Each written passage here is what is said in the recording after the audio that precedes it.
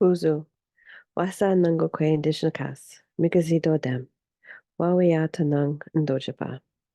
I greatly appreciate the opportunity to be here, to connect with all of you and introduce my work.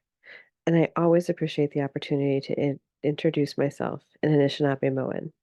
My name is Diana. Wasa Nangokwe is my given nickname, and it means star from the far eastern sky.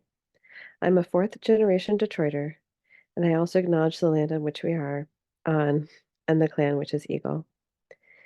Activating change, how feminist-led movements are transforming climate action is the working title of my paper.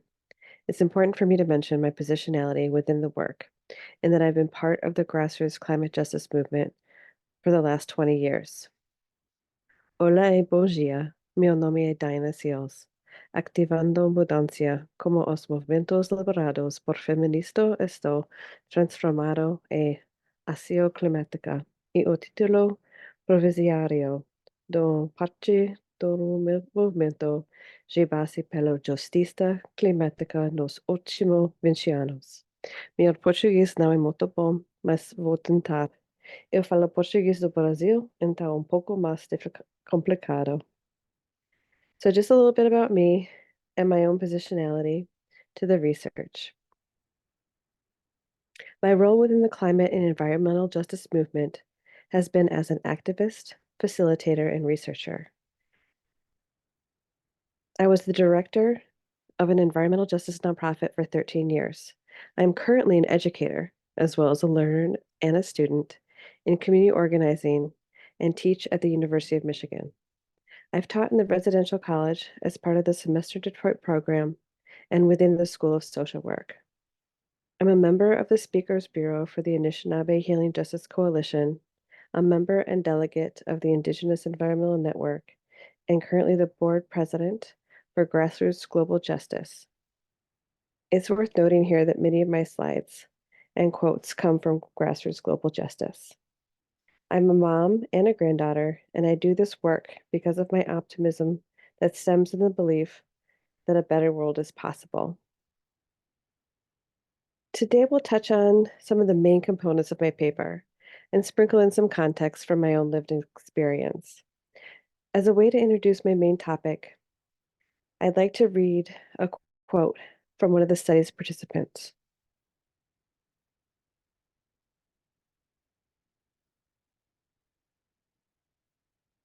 I like this quote and the sentiment in that grassroots organizing has kept more industrial carbon out of the atmosphere than any state or federal policy to date in the US. So personally, I believe this quote. I find the person who said it to be credible, but I also recognize that it's an extremely bold statement. The quote alludes to the crux of my soon to be introduced problem statement that under-resourced but highly functioning grassroots organizations provide community-based solutions to climate change. There are aspects of this statement that I believe can and should be evaluated and measured. If true, I also believe that academia, philanthropy, and policymakers would actually want to know this. I also believe that research that would back up this statement is mostly completely lacking, and that research would bolster the climate justice grassroots and activist community. While vulnerability to climate change puts all communities at risk, the impacts are tilted against many of the world's economically poor communities, low income, indigenous, and communities of color populations that are often located in the regions that are hardest hit by climate change. These regions include low-lying coastal areas susceptible to flooding and extreme weather events, and areas with poor air quality and communities located near industrial polluters. In almost all cases, these communities have the least economical, institutional, and technical ability to adapt to and cope with the adverse effects of climate change. Additionally, low-income American Indian, Black, and communities of color populations are disproportionately exposed to various forms of environmental hazards and risks, including pollutants, waste sites, and toxic chemicals. Environmental injustice has contributed to the marginalization of these communities, leading to further socioeconomic and health disparities. Poor children of color exposed to environmental hazards experience severe consequences for their health and well being. Exposure to toxic chemicals, pollutants, and other environmental hazards is linked to asthma, cancer, and other respiratory illnesses, and developmental delays in children. In these recent years, grassroots and frontlines communities have emerged as key players in the climate justice movement. However, little research explores how these communities can build localized resilience to change climate and innovate new solutions to combat its effects. Addressing social and economic inequalities contributing to climate change and prioritization for the most vulnerable populations is crucial. Such prioritization requires a shift towards a new political and economic reality that reflects the dire impact of climate change and prioritizes the need of the most vulnerable populations. But a just transition is more than just reducing emissions. It's about the fundamental transformation of our economic and energy systems to deliver sustainable prosperity that works for the greater population over the long term. It requires the integration of diverse perspectives and acknowledging the intersectional nature of the environmental justice issues, including gender justice and Indigenous resilience. Centering the voices and experiences of marginalized communities and utilizing theories such as feminist and decolonial theory are necessary steps towards a more equitable, just, and sustainable future.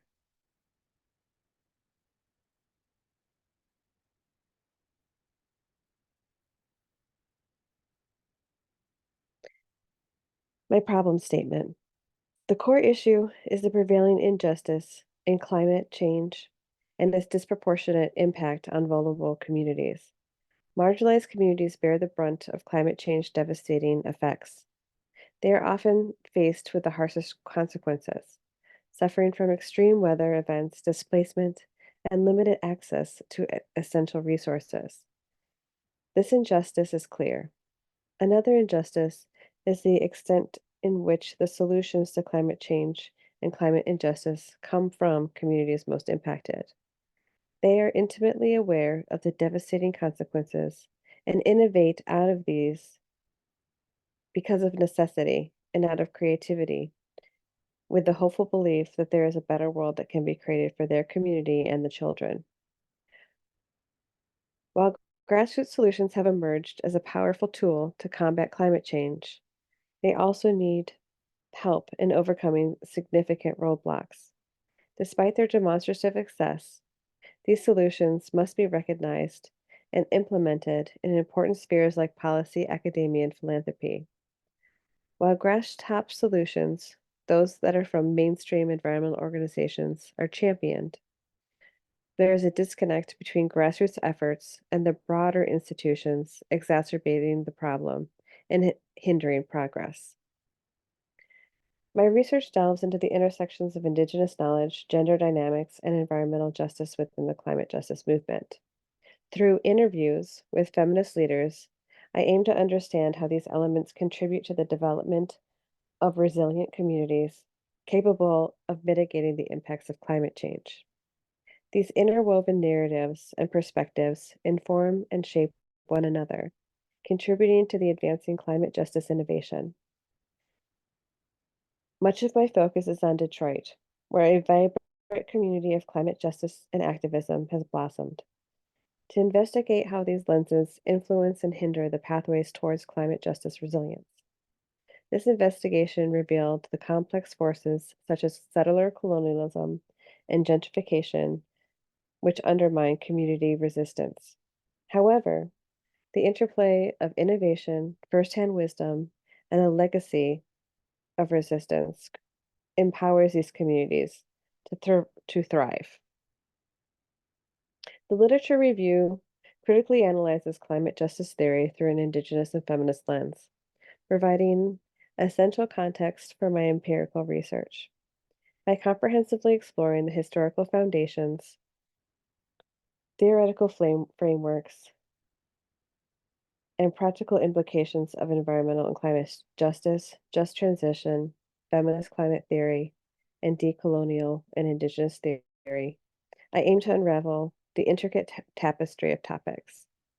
This examination spans from the genesis of the environmental justice movement, rooted in the fight against environmental racism, to the evolution discourse surrounding the just transition movement, which envisions equitable economic shifts.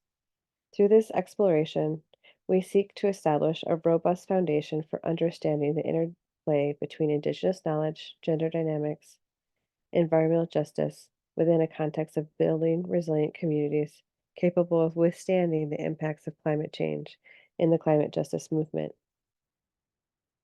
In addressing the profound challenge of the climate movement, it is imperative to unpack its historical context and the theoretical frameworks that underpins it. Foremost among these is the environmental justice theory. This paradigm shift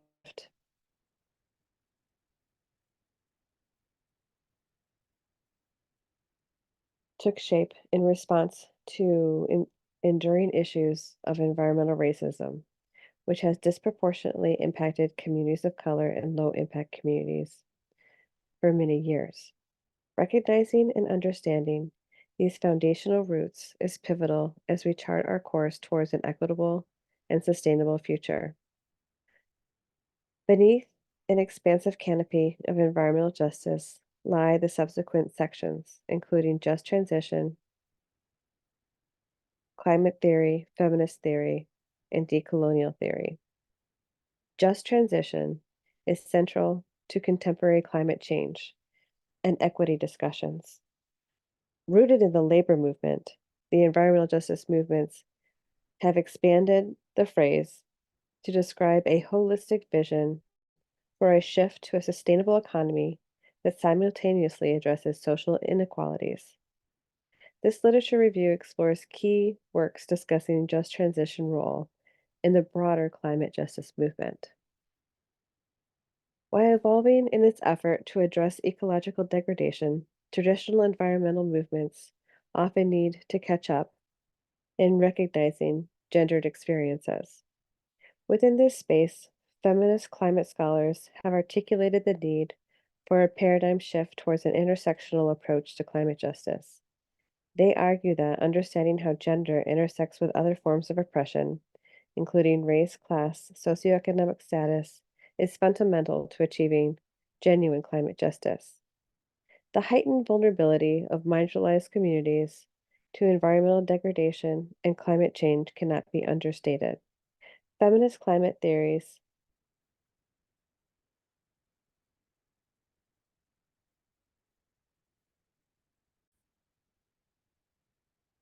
Feminist climate theory elucidates these vulnerabilities by highlighting and compounding risks these communities face.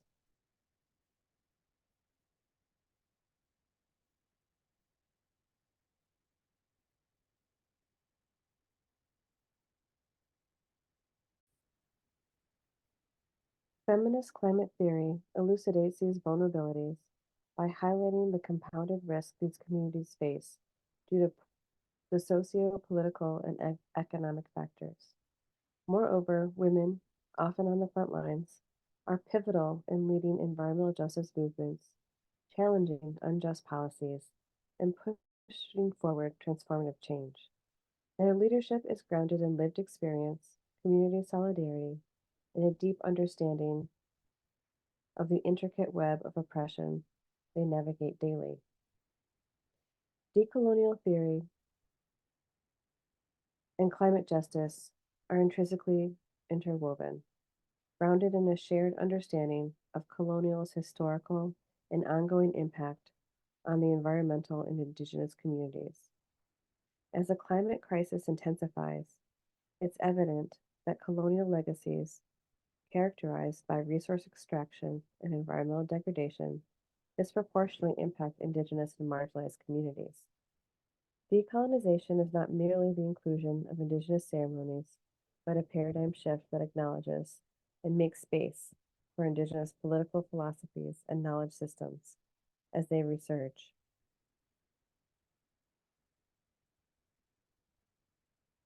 As part of my methods interviews, I've integrated humanizing and Indigenous research methodologies and a collective approach to the research, whereas participants' voice takes center stage.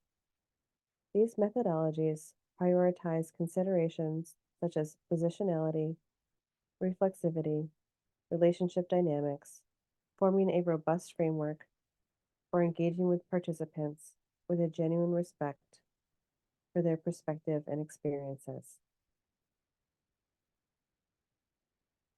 The research design prioritizes respectful engagement, actively acknowledging participants' agency and lived experiences, drawing inspiration from the Indigenous practice of Kuyap Kwin. Narrative interviews were conducted in environments that ensure participants' comfort, fostering a conductive atmosphere for sharing stories while upholding respect for cultural and personal context. Characterized by a genuine understanding and meaningful narratives was a practice foundation for these interviews. As Cajete notes, this process is a way to remember and reclaim life experiences, seeking to capture and honor Indigenous voices and perspectives. This method guides the study towards a more inclusive and culturally sensitive research paradigm. These visits between climate marches and actions provided crucial context for the narrative, linking the research to broader community activities. Specific steps were taken to ensure the success of this approach. Small tokens of appreciation, such as offering tobacco at the onset of interviews, was employed, particularly when engaging with elder members of the Indigenous community. This gesture aimed to establish rapport and acknowledge the significance of their perspective. Moreover, this research design deviates from conventional qualitative studies, emphasizing participant comfort and cultural sensitivity. This is not merely an academic exercise, it's a deliberate and conscious effort to create a research environment beyond traditional methodologies. The question arises, what does this look like in practice? The answer lies in the tangible action taken to make participants feel valued and understood. I sampled all 70 organizations that are currently affiliated with Grassroots Global Justice to identify who, among these membership groups, were perceived as leading feminist figures of color, championing climate justice causes. Using the collective intelligence of those organizations allowed me to capitalize on their firsthand experience to pinpoint leaders with significant influence and knowledge to ensure an inclusive sampling process. I analyzed this survey to identify individuals mentioned frequently across different organizations to capture the overlap in recognition. The interview instrument was designed to unpack grassroots leaders' perceptions of what it means to be grassroots, to define the term climate injustice, the term just transition, and their concepts and solutions. These leaders often offer unique and nuanced interpretations of each of these ideas. While there may be subtle divergence and differences in definitions, what remained constant was their shared commitment to collaboration in shaping a sustainable and equitable future for society. This collaborative effort hinges on their ability to identify common ground and disparities within the definitions and to discern how their respective strategies can complement one another. It's crucial to grasp the viewpoint of those at the forefront of the climate justice movement when formulating solutions that effectively address the pressing needs of the most vulnerable communities.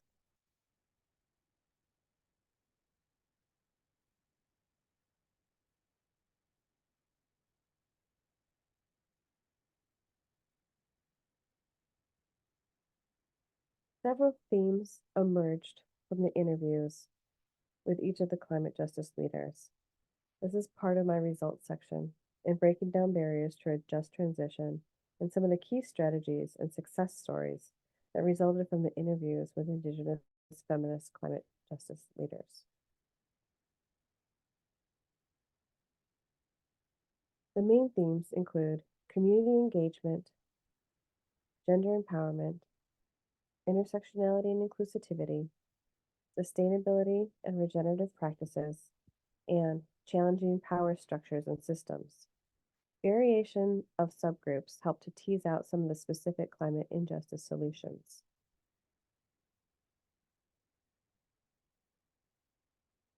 One of the participants defined a just transition as one that requires everyone to build a vision that benefits the economy for all, especially for those in need. In defining a just transition theory, a comprehensive approach seeking social, environmental, and economic justice in the face of climate change. A just transition aims to create a sustainable and regenerative economy beyond extractive and unsustainable practices. As many of the interviewees articulated, a just transition embodies solidarity, liberatory, and transformative solutions, and builds what we need now. It recognizes the interconnectedness of communities and of issues and confronts imperialism and militarism. It begins at the local, small scale and expands to displace extractive practices to build the world we need to see now. A number of the suggested solutions include localized economy, one that emphasizes the development of localized economies where goods and services are produced and consumed within those communities, reducing the need for long distance transportation and decreasing carbon footprints. For instance, urban farming initiatives could provide local food sources, reducing reliance on imported goods. Another solution was empowering marginalized communities. Historically marginalized communities can have more significant say in decision-making process by building political and economic power. This would involve grassroots mobilization, community-based planning solutions, and targeted leadership trainings for youth and marginalized groups. A third suggestion was sustainable production methods. Industry would adopt sustainable and non-extractive methods of production. For example, a clothing company might shift from fast fashion models to sustainable materials, ethical labor practices, and longer lasting designs that can be recycled or upcycled. Another solution that was brought up was zero waste, emphasizing a circular economy where waste from one process begins with the input of another. This can be seen in businesses that adopt cradle to grave designs where products are broken down at the end of the life cycle and their components reused in a cradle to cradle model for new products. The fifth solution that was touched upon by almost all interviewees was some sort of form of truth and reconciliation, addressing historical injustices and environmental degradation as a priority. This could involve cleanup projects in areas previously subjected to pollution or community reparations, where is directly put towards projects that uplift communities previously affected by extractive industries.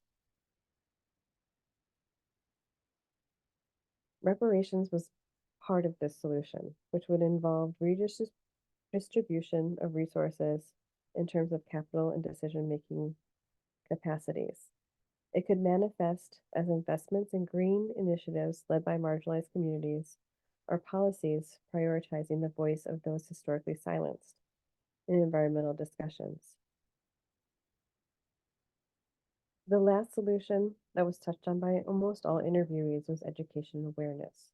continuing efforts to educate the general populace on the importance of the regenerative economy, its benefits, and ways to contribute. This might involve community workshops, school programs, and public awareness campaigns.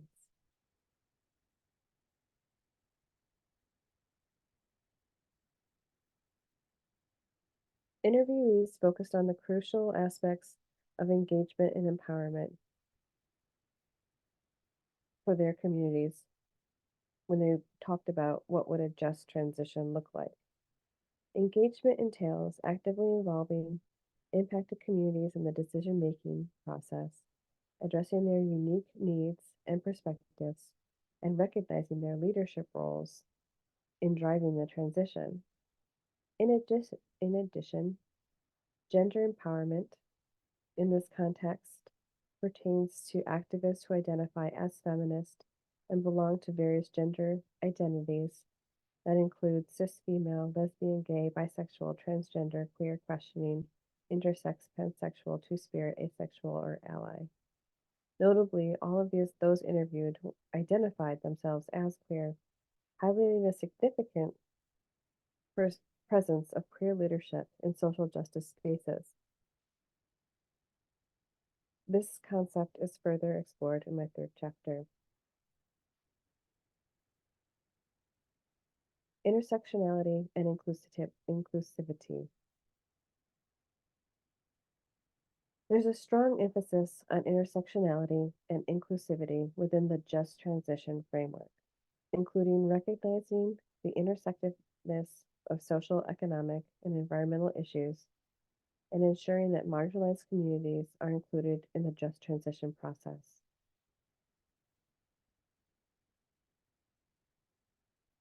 Women as drivers of transformation.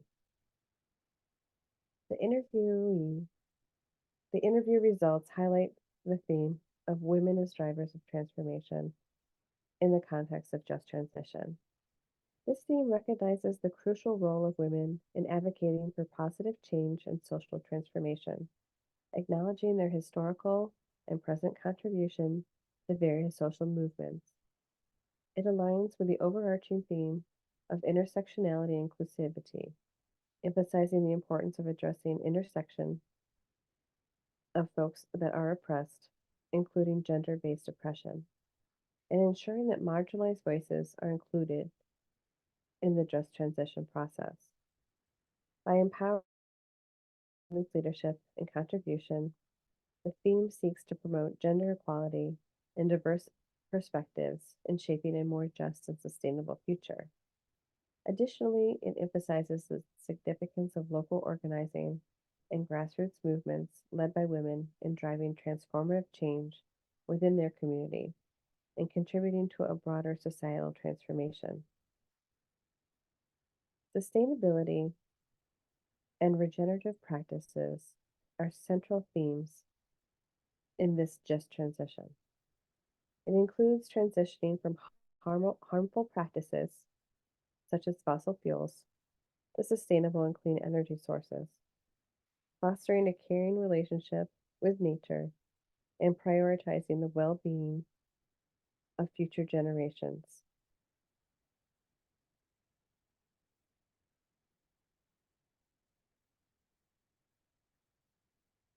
The feminist economy.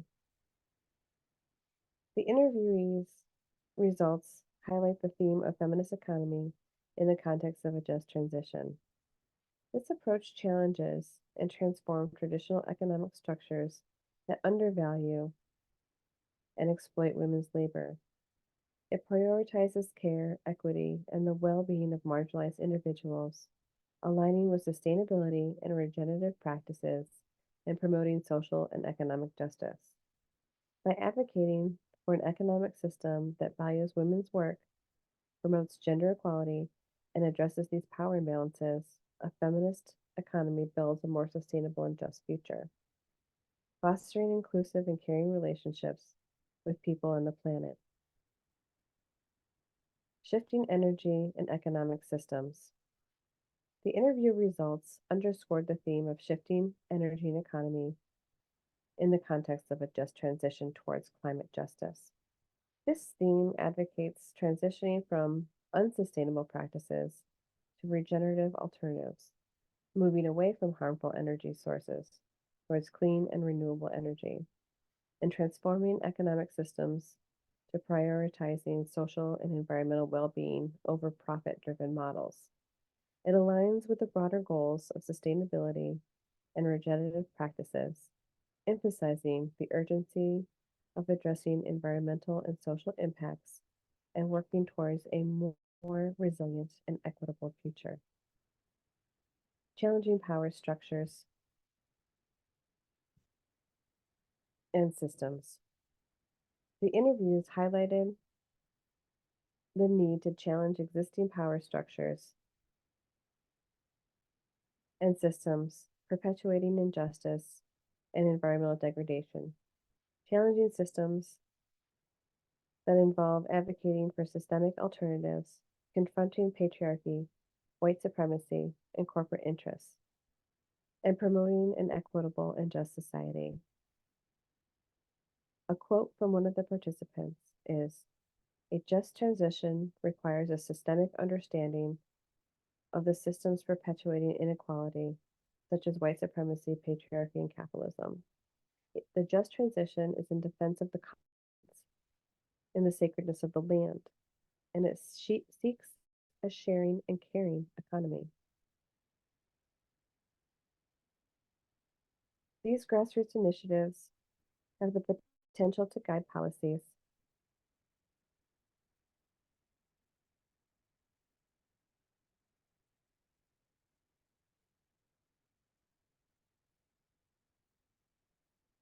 needed to build climate resilience, reverse the loss of natural resources, and contribute to an inclusive green economy. The climate justice movement and feminist thought leaders interviewed for this research highlighted the importance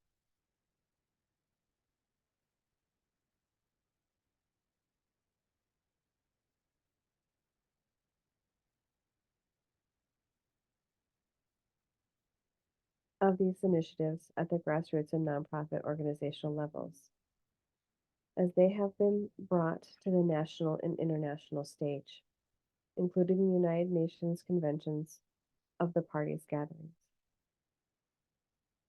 So, some of the limitations of the study: there's an inherent bias associated with selecting the thought leaders that should be acknowledged, especially in Detroit and the greater Midwest region. While the chosen participants provide pivotal insight into the subject, the broader range of the grassroots implementers and activists might offer nuanced, ground level perspectives that significantly enrich the findings. The bias could inadvertently amplify certain voices by sidelining others, risking a comprehensive grasp of the movement. The thematic focus on place in some of my interview questions often required further clarity for each of those people that were being interviewed. The varied interpretations of place by participants, ranging from the identification of neighborhoods to broader geographical contexts, signify that the question might not have adequately captured the essence of place-based struggle and successes within the climate justice movement. Reflecting on my research methods, the self-blame sentiment expressed by many of the participants serves as both a finding as well as a limitation. While significant in understanding the psychological dimensions of activism, this trend of internalizing failure might overshadow other systemic challenges, external influences, and broader socio-political dynamics at play. It's difficult to say if this is a gender-based response, given that all the interviewees identified as women. As part of my conclusion, I see one potential solution is the development of a clean energy economy, which offers the possibility of sustainable prosperity that benefits a larger portion of society. By reducing the concentration, economic power of fossil fuel suppliers and investing in local communities. we can create economic vitality that can sustain us in the long run. However, transitioning to a clean energy economy is complex, of course, and will require significant social and economic shift. It poses challenges for those who live on the economic margins and those who rely on the fossil fuel industry for their livelihood.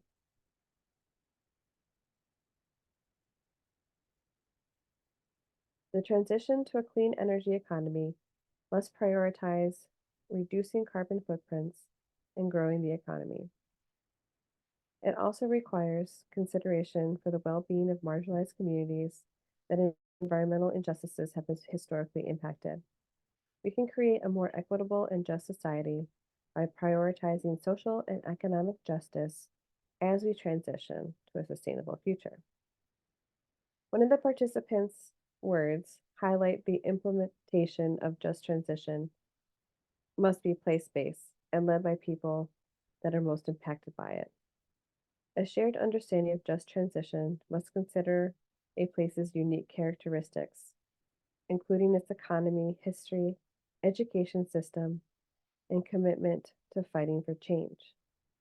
The significance of place in a just transition can't be overstated. And it is through building strong, resilient, and equitable communities that we can achieve such a sustainable future.